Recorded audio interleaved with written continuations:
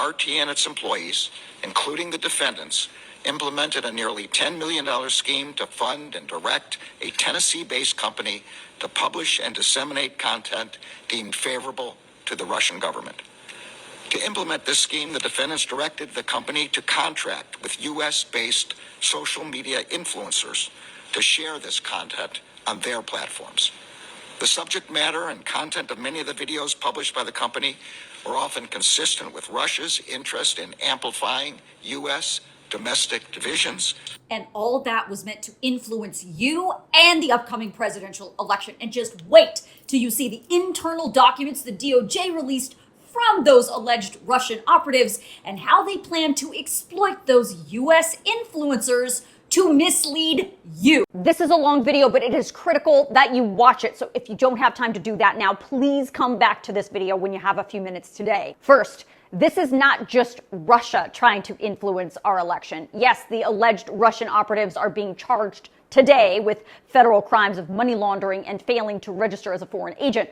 But the Attorney General also pointed out that Iran and China have actively been meddling in the November election in very similar ways. But as of today, DOJ says these alleged Russian operatives worked for RT, which is short for Russia Today, a website in English available in the United States that provides American news. RT, which was then known as Russia Today, was dropped by its American distributors.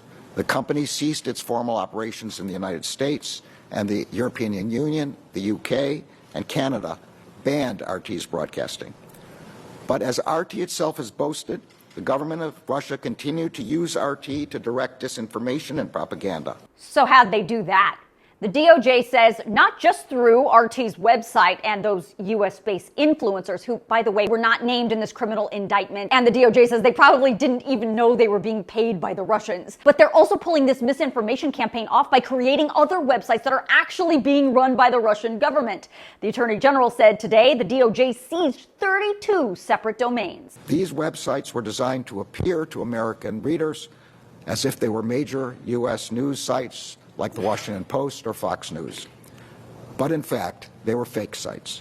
They were filled with Russian government propaganda. Internal documents of the Kremlin describe the content as, quote, bogus stories disguised as newsworthy events, close quote. So let's talk about those internal documents because the DOJ released them today. They're titled The Good Old USA Project, the Guerrilla Media Campaign in the United States, and the U.S. Social Media Influencers Network Campaign. In black and white, the goal is to secure a victory of U.S. political party A candidate at the U.S. presidential election to be held in November of 2024, while at the same time bringing candidate B's confidence rating down to a minimal level of 29%. And increasing the percentage of Americans who believe that the U.S. has been doing way too much to support Ukraine to 51%. But these posts weren't just limited to Ukraine. They were meant to make you fearful that universal poverty was coming because of record inflation. They were meant to make you fearful that if you were a white American, you would be at risk of losing your job.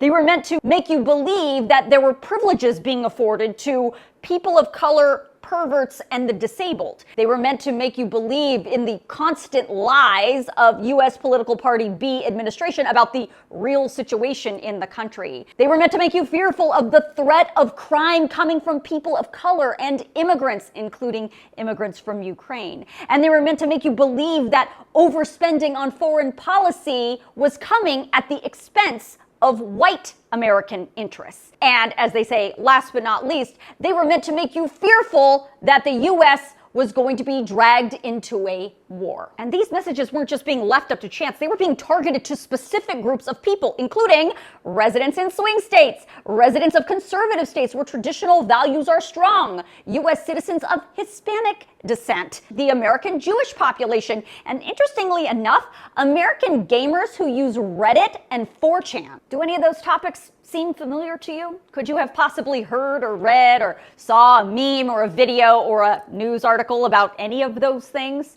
Now, I'm not saying it was for sure misinformation if you have, but what I am saying is misinformation is a problem in this country. In fact, I just did a whole TED Talk about it and how to protect yourself from it. And even if you think you're safe from misinformation, You're probably not. Misinformation is sneaky. So please go watch that TED Talk. It is linked in my profile. I promise you it will help. And if you want to read these documents from the Department of Justice, I will email them out to you tonight in my Newsgirl News Roundup email, so make sure you sign yourself up.